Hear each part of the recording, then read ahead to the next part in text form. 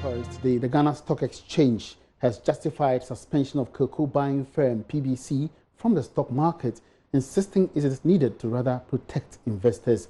The exchange today announced suspension of the cocoa buying firm from the bears over failure to publish its financial results and meet some other listing requirements. There are fears it could rather affect the market confidence at a time the stock exchange is struggling to improve listings.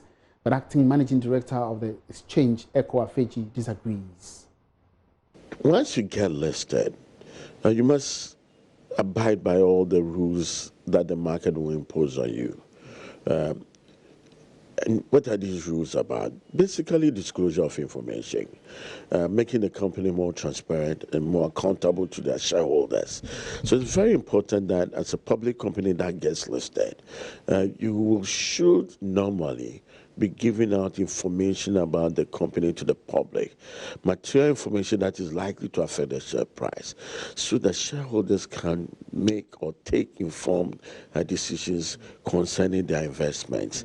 After all, people invest and expect returns, so they need to know what's happening to these companies. And therefore, once you take the step to list, once you take the step to go become a public company, you should know that you must be more transparent and be accountable to your shareholders.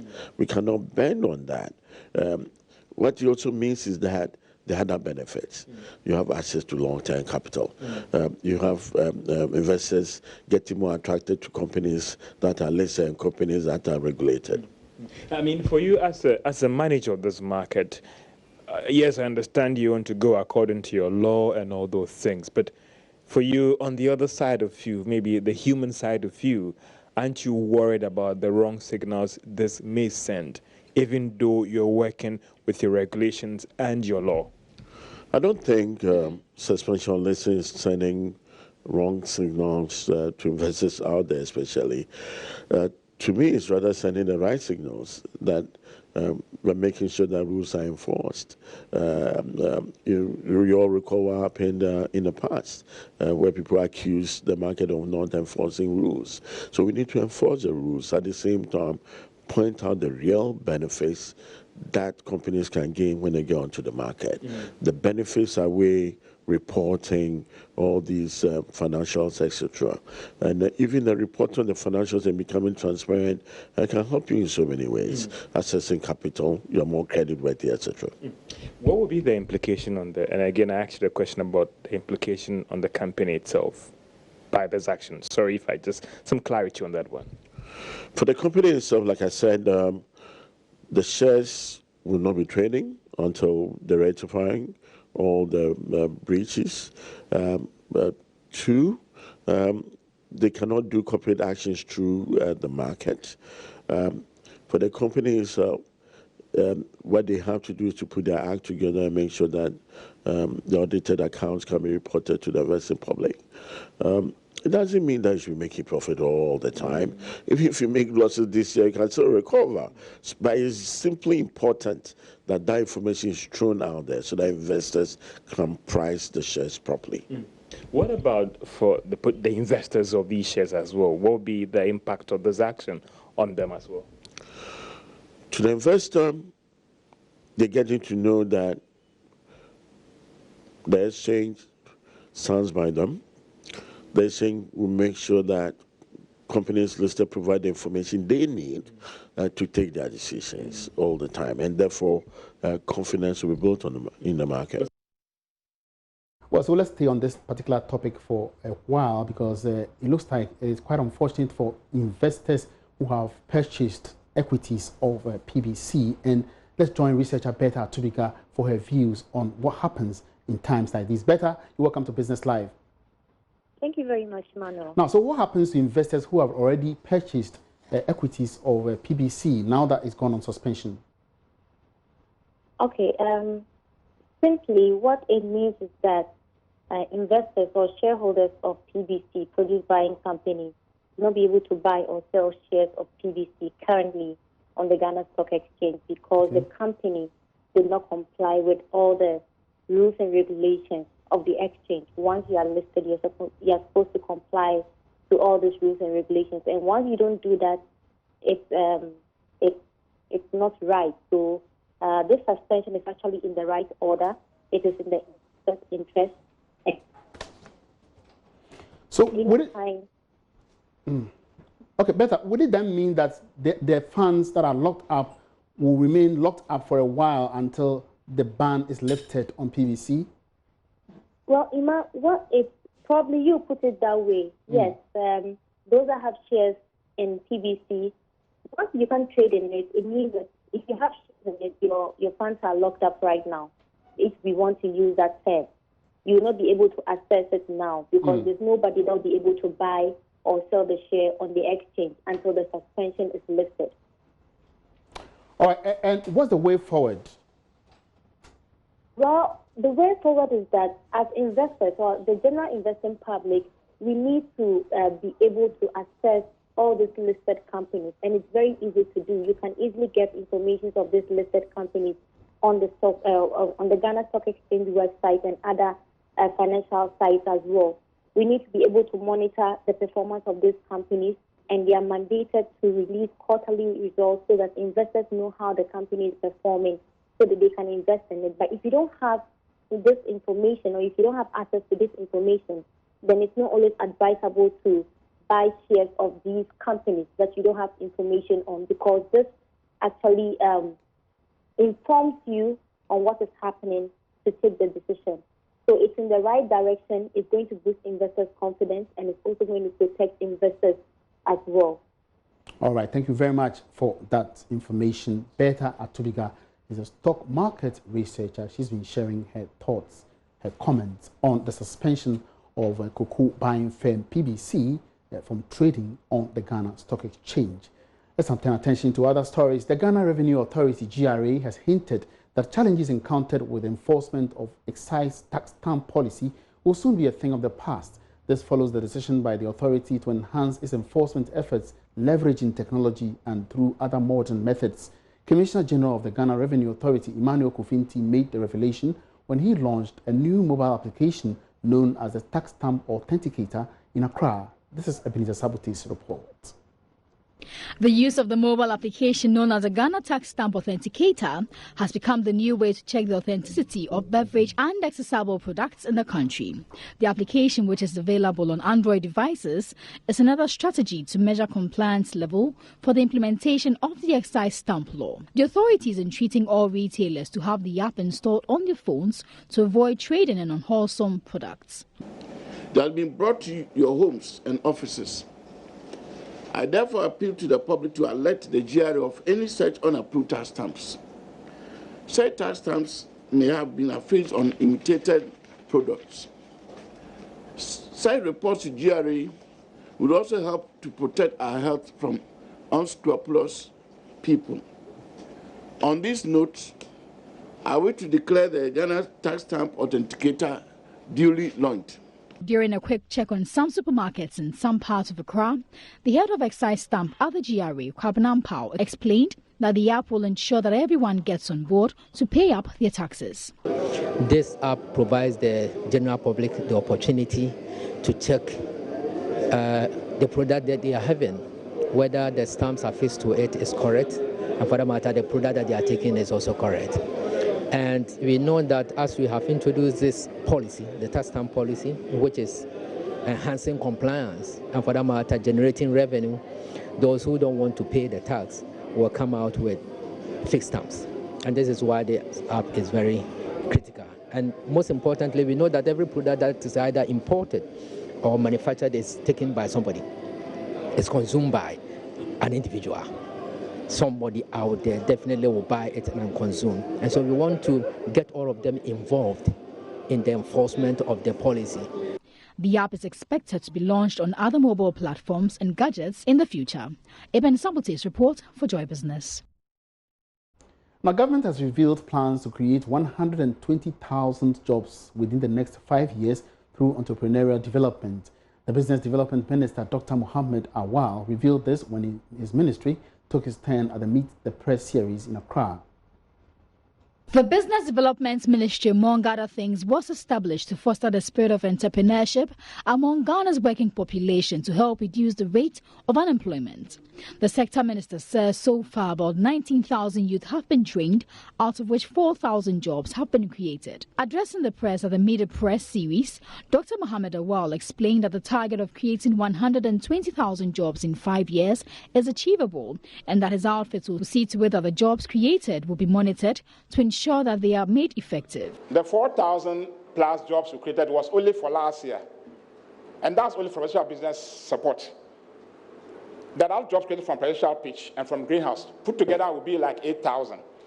But you see, it has a snowball effect. So this year, if we trained, we gave 1,250, and they would create close to 5,000 jobs. We're about 3,000 people now. The 2,000 people are also going to help create their own jobs. In addition to last year, and last year zone also increased. Pressure pitch, last year, that they created over 200 jobs. This year, we're not giving them the money. The money will be given next week to them. They won the pitch. So we think even 120 is small. We are just being conservative. On capacity building, Dr. Mohammed Awal noted the ministry's plan to train over 2,000 headquarters, also known as KIA, on business management. This is to improve their trade and instill the culture of savings in them. We are targeting women and building their capacity across the country. And there are areas like fashion, IT, agribusiness, tourism, communications, media. And KIA training, we're doing what we call the needs assessments. It's important to target specifically and get the right results. We're engaging with them, and we'll do it before the end of this year. Before the end of this year, we'll do the KIA training in Accra. Hopefully, we'll do it in October, November. But out from the needs assessment, know exactly what to target, so I can tailor the intervention to solve the problem. The ministry says it has made a 75% recovery of all funds and loans disbursed to the various beneficiaries. For Joy Business, Karen Dodu. Now, HR professionals in the country have been tasked to employ more flexible modes of communication to boost productivity at the workplace. This was made known by international conference speaker and facilitator and author Sifiwe Moyo at the 2019 Ghana HR Summit. He warned of possible collapse of some businesses in HR relations if HR relations are not reviewed. There's more in this report. Majority of Ghana's workforce, especially those within the private sector suffering job insecurity, HR practitioners have been challenged to cultivate optimism and good communication skills when business environment become tough and turbulent. Addressing HR professionals at the 2019 Ghana HR Summit, international conference speaker, facilitator and author Sifiwe Moyo warned that a tense working environment breeds depression and low productivity. It is so important because our times are really tough. They are turbulent times. We no longer really have job security. Many companies are retrenching all over the world. And so it's very important, firstly, for us as HR professionals to teach our employees how to be agile, how to develop their own employability and increase their skills for this changing world of work. And also just to embrace that positivity. What I was talking about in the summit is what we call psychological capital. In order for you to survive tough times, you need to build yourself up, firstly in terms of skill, but also in terms of your psychological resources to be able to adapt to the changes that we have. All right. As an international speaker and even practitioner, what do you think is the case here in Ghana? Do you see a workforce in the private sector that is so much insecure? Yeah, absolutely, because I think everyone in the private public sector can see that things are tough. They can see that the artificial intelligence, the robotics is coming to the country as well, and people are asking themselves, what should I do? And my view in what should we do, I think there's two things that I think I would suggest that if you're an employee, please do. Firstly, don't panic. Don't say, hey, the robots are coming for our jobs, we must panic. But also don't do nothing. Just try and understand the future of jobs. Maybe read a report about the future of jobs and just position yourself for that change. Finally, from your perspective, what do you think about Ghana's workforce or working environment that must change in terms of legislation? I think the agile workforce, so the part of the conference that we're talking about is just being able to be an agile workforce. So understanding that sometimes when you have a lot of business, you can employ a lot of people. Sometimes when you don't have a lot of business, you can be able to maybe reduce your staff. But that agility in tough times is needed. Meanwhile, in a speech presented on his behalf, Minister for Employment and Labour Relations Ignatius Bafo-Ewia urged HR practitioners to continue building the capacity of workers so they can remain relevant to the work environment. Your job this morning will be to find a way of building an agile workforce, as well as seeking avenues to empower the youth and make them skills-oriented while they seek entrepreneurial ventures, as well as make their way into the ready job market, which currently absorbs less than 2% of the numbers churned out. The two-day conference is themed Building an Agile Workforce. Let's turn attention to energy matters now. Energy expert Ishmael Ejukumihini says he's confident the country will not witness any shortfall in power supply following the announcement that the country will be off, that the car power ship will be off the national grid from Tuesday, that's today. He was responding to Deputy Energy Minister's assertion that the relocation of car power ship in the western region will not affect power supply. Speaking on the marketplace earlier, Ishmael Ejukumihini noted the country is generating enough gas for power generation and that going off for 17 days will not impact power supply. Ishmael Ejukumihini also commented on whether it's time now to renegotiate the West Africa Power Company deal with Nigeria.